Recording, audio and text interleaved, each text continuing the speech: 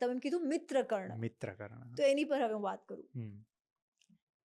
મિત્રકર્ણ શું છેવટ સુધી સાથે રહ્યો દુર્યોધનના? હા.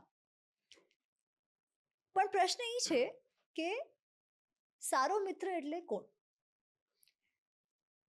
હા, લોયલ રહેવું મહત્વપૂર્ણ છે, ઠીક છે, નિષ્ઠાવાન રહેવું મહત્વપૂર્ણ છે, પણ અગર તમે જાણતા હો કે તમારો મિત્ર ખોટા રસ્તા પર છે, ત્યારે તમારે શું કરવું જોઈએ? એને વાળવો જોઈએ. તમે વાળવાનો પ્રયત્ન કર્યા પછી પણ અગર એ ન વળે તો તમે એની સાથે ચાલો, તો કહેવાય કે તમે નિષ્ઠાવાન છો. પરંતુ તમારો મિત્ર તમને ખબર છે ખોટા રસ્તા પર છે, પણ તમારે એ જ રસ્તા પર જવું છે. કેમ કે તમારા બંનેના શત્રુ એક છે. એટલે તમે આખી દુનિયા એને કહી રહી છે, એના પિતા, એના ગુરુ, એના દાદા, એની માં, કે ભાઈ તું આ રસ્તા પર ન જા, તો તમે એને કહો અરે આ બધાની વાત નથી સાંભળવાની તારે, હું છું ને, તું આ જ રસ્તા પર જા.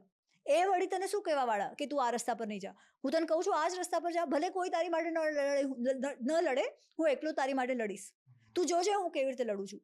એમ કરીને તમને ઉશ્કેર્યા રાખે ગલત માર્ગ પર જવા, તો તમે એને સારો મિત્ર ગણશો? કર્ણે ઈ કર્યું છે.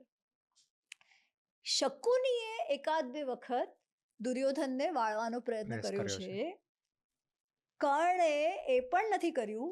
ઇનફેક્ટ જ્યારે બીજા લોકો દુર્યોધનને સમજાવવાનો પ્રયત્ન કરતા, ત્યારે વચ્ચે પડીને એણે એવું સુદ્ધા કીધું છે કે આ ભીષ્મ, દ્રોણાચાર્ય બધા છે ને, એ તો બધા તારા મિત્ર રૂપમાં શત્રુઓ છે, એ લોકોની વાત નહીં માન. એ લોકો તો ફક્ત આ જે સહાનુભૂતિ રાખે છે પાંડવો પ્રતિ, તારું સારું નથી ઈચ્છતા, એટલે એ લોકોની વાત નહીં માન. એ ધૃતરાષ્ટ્રને કહે છે કે તમે બધા ભલે આ લોકોને મંત્રી ગણોને આ લોકોને આટલો માન સન્માન આપો, એ લોકો કંઈ તમારું સારું નથી વિચારતા, તમારા હિતનું નથી વિચારતા, એ લોકો તો પાંડવોનું હિત જોવે છે, આવા લોકોને તમે ન રાખો. એવી એણે વાતો કરી છે. યુદ્ધ દરમિયાન જ્યારે યુદ્ધ ચાલી રહ્યું છે, એટલે ઇનફેક્ટ એના પહેલાંય કેટલી વાર થયું છે, એણે દ્રોણાચાર્યનું અપમાન કરી નાખ્યું, અને ભીષ્મનું અપમાન કરી નાખ્યું, કૃપાચાર્યનું અપમાન કરી નાખ્યું. જે કહેવાય ને કે જે ઉદ્ધટ એકદમ, એવી એની વાણી છે. હું ઘણીવાર જ્યારે કર્ણની વાત કરું ત્યારે બધા કે અરે આને કાંઈ નથી ખબર, જાણે કે આ જ એકલી છે જે મહાભારત જોઈ આવી છે, આ બધા જે રશ્મિરથી જેમણે લખી છે, કે મૃત્યુંજય જેમણે લખી છે, એ લોકોને શું નથી ખબર? વાત એ નથી એમને ખબર છે કે નથી ખબર, વાત સીધી છે. શું એ લોકો બાકી બધા, મને ખૂબ માન છે દિનકરજી માટે, રશ્મિરથી માટે, મને ખૂબ માન છે શિવાજી સાવંતજી માટે જેમણે મૃત્યુંજય લખી છે, કે બધા લેખકો માટે. પરંતુ જે લોકો કહી રહ્યા છે એનો સંદર્ભ વેદવ્યાસજીના મહાભારતમાંથી નથી, એ પણ એટલું જ સાચું છે. એટલા માટે મેં જ્યારે પુસ્તક લખી ત્યારે મેં પાછળ સોર્सेस આપ્યા. ઠીક છે, લોકો કે અરે આને કંઈક પોતાનો કંઈક પર્સનલ ઇશ્યુ છે કર્ણ સાથે. ના, આપણા માટે આજના દિવસે કર્ણ આપણો પૂર્વજ છે, પાંડવોએ આપણા પૂર્વજ છે, કૌરવોએ આપણા પૂર્વજ છે, આ આપણા પૂર્વજોની કથા છે. એમાં કંઈ આપણને એક ગમે ને તમને બીજા ગમે, એ દૃષ્ટિ જ ખોટી છે મહાભારતને જોવાની, કે મને આ ગમે ને તને તે ગમે. ના, એની માટે કંઈ આપણા ગમવા માટે મહાભારત નથી લખાઈ. મહાભારત એટલે લખાય છે કે આપણે આપણા પૂર્વજોના જીવનથી શીખ લઈએ, શું કરવું અને શું ના કરવું આપણા જીવનમાં, નિર્ણય કેવી રીતે લેવા અને નિર્ણય કેવી રીતે ન લેવા. આ કંઈ કર્ણ માટે કે ધૃતરાષ્ટ્ર માટે કે યુધિષ્ઠિર માટેની કથા નથી. એ લોકો તો પોતાનું જીવન જીવી ગયા, વયા ગયા. આપણા માટે છે કે આપણે તો બરાબર નિર્ણય કરીએ કે સારો મિત્ર કોને કહેવાય. એવો મિત્ર જે આપણને ઉશ્કેર્યા રાખે છે, એ જાણીને કે આપણે ગલત માર્ગ પર છીએ. આપણને ગમે ખરા એવા મિત્ર, પણ શું સાચે સારા મિત્ર કહેવાય? એ સમજ તો આપણને હોવી જોઈએ. અને કોઈ વસ્તુ માટે આપણે શા માટે જીદ લઈને બેઠા છીએ? દુર્યોધન પાસે શું કમી હતી? ફોર દેટ મેટર કર્ણ પાસે શું કમી હતી? તો શા માટે એ લોકોએ પોતે મળીને, એ બંને જણાએ મળીને પોતાના આખા કુટુંબ અને ભારત વર્ષના ક્ષત્રિયોનો અંત લાવી દીધો? શા માટે?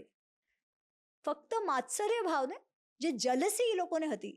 જ્યારે દુર્યોધનને કહેવામાં આવ્યું કે તું ફક્ત 5 ગામ આપી દે, ત્યારે શું કહે છે દુર્યોધન કહે છે 5 ગામ? હું તો સોયના ટોક જેટલી જમીન પણ નહીં આપું, કેમ કે વાત જમીનની છે જ નહીં. હું આ લોકો સાથે જીવી જ નથી શકતો. જ્યારે એવું થાય ત્યારે તમે શું કરો? જ્યારે લોકો કહે છે ઓ કૃષ્ણ ચાહત તો આવું કરી નાખત, કૃષ્ણ ચાહત તો તેવું કરી નાખત. પણ શું કૃષ્ણ એવું ચાહવું જોઈએ? જ્યારે અધર્મી આટલો બધો અધર્મ કરવા માંડે કે ન્યાયની કોઈ વાત જ નથી, ત્યારે ફક્ત યુદ્ધને રોકી દેવું શું તમારી પ્રાયોરિટી હોવી જોઈએ કે ધર્મ સંસ્થાપન હોવું જોઈએ? ગીતામાં શું કહે છે કૃષ્ણ? કે બધા અવતારો શા માટે આવે છે? ધર્મ સંસ્થાપન માટે. તો ધર્મ સંસ્થાપન માટે તો જે કરવું જોઈએ એ કરવું જ પડે. અહીંયા આ સ્થિતિ એટલે સુધી પહોંચી ગઈ કે યુદ્ધ કરવો પડે એમ જ હતો. અગર સમજી ગયો હોત દુર્યોધન, એટલીસ્ટ વનવાસ આ લોકોને પહોંચાડી દીધા પછી, 5 ગામડા આપી દીધા પછી તો એની પાસે કાંઈ નહોતું જવાનું. પણ એ માત્સર્ય ભાવ, એટલે આપણે એ ધ્યાન રાખવાનું છે કે આપણે આપણા જીવનના નિર્ણયો કઈ રીતે કરીએ છીએ.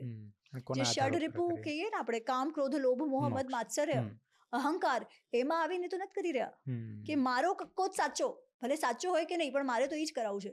એટલે બધું ગયું ભાડમાં. બધું ખોવું હોય તો ખોઈ નાખીએ. આપણને તો બધું ચાલે, અરે જવા જે થવાનું એ થઈ જાય.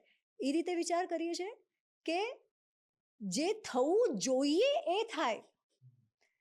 મને ગમે છે એટલે નહીં, પણ મારી માટે સારું છે કે, મારી સાથેવાળા માટે સારું છે કે, મારા સમાજ માટે સારું છે કે, મારા રાષ્ટ્ર માટે સારું છે કે, ભલે પછી એમાં મને ન ગમતું હોય, પણ અગર બધાનું સારું થતું હોય અને સમાજને ફાયદો થતો હોય તો એ થાય. એ ભાવના હોવી જોઈએ. અને એ સમજ જે છે એ મહાભારત અને રામાયણ બંનેની જ છે.